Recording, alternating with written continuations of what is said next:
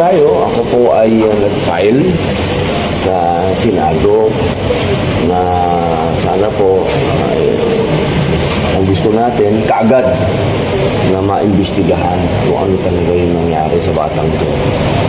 At ito po ay nagkaroon ng napakaraming tanong yung kanyang mga magulang. Kaya po inaasahan natin na kagyat ay madesisyonan talaga kung sino ang uupo sa public order, kung sino ang chairman yan para po magkaroon na kagad ng hearing nito. Yun lamang po. Maraming salamat. Sir, gusto ba yung family po? Nakausap niyo po kanina. Kamusta po sila sa loob?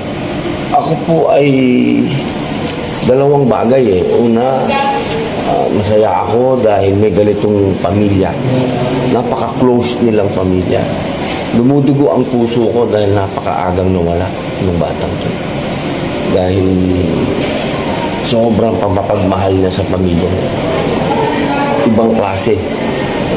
Hindi lang sa nanay, hindi lang sa tatay, sa mga kapatid. Kaya gusto ko to talaga na marinig din ng mga batang Pilipino yung istorya nitong batang to. Kasi matindi yung pagmamahal niya sa magulang niya, mga kapatid niya. Sir, any assistance na binigay niyo po dito sa Ay, family sa po? atin na lang yun. Oo, ang importante yung hearing. Kailangan ma-hear ito.